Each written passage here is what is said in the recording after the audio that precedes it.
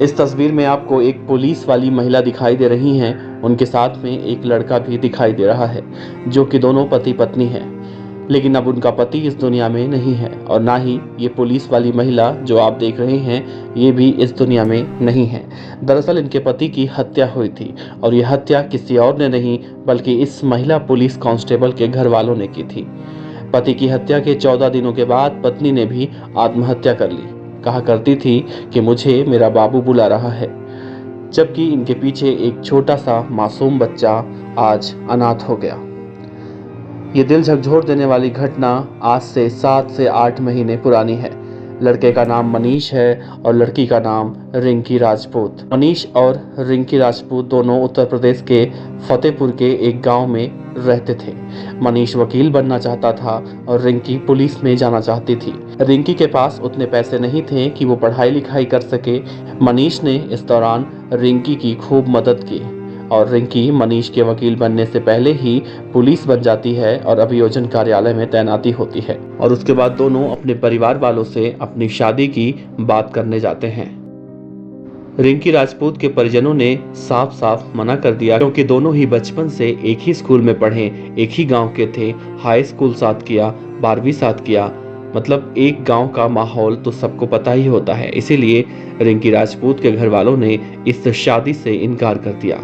दोनों ने उसके बाद अपने परिवार के खिलाफ 8 फरवरी 2019 को उरई के ही एक मंदिर में शादी कर ली। इस शादी में रिंकी के परिवार वाले तो नहीं आए लेकिन मनीष के परिवार वाले शामिल हुए। समाज से लड़कर रिंकी और मनीष अब पति पत्नी बन चुके थे और उन्होंने अपनी एक अलग दुनिया बनाई और 1 साल के बाद उनके घर में एक नन्हा मेहमान भी बेटे के रूप में आया।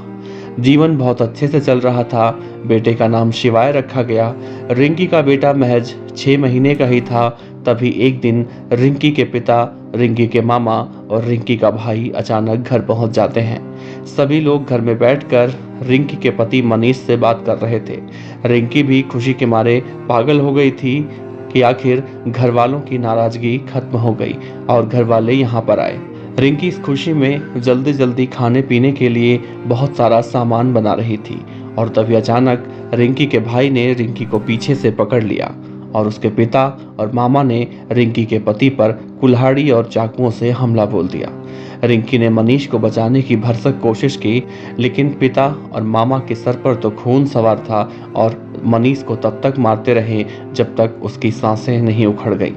हत्या के बाद पुलिस आई, केस बना, तीनों आरोपियों को गिरफ्तार किया गया लेकिन रिंकी ने जो खोया था उसकी भरपाई तो हो ही नहीं सकता।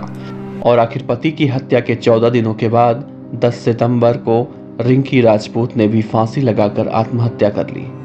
वो लगातार कहा करती थी कि मुझे मेरा बाबू बुला रहा है और उसने अपने 6 महीने के मासूम बच्चे को अपने देवर और सास के हाथों में सौंपकर अपने जीवन की लीला समाप्त कर ली। दरअसल रिंकी राजपूत को बचाया जा सकता था, मनीष को भी बचाया जा सकता था अगर रिंकी राजपूत ने आने वाली मुसीबत की आहट को पहले सुन लिया होता।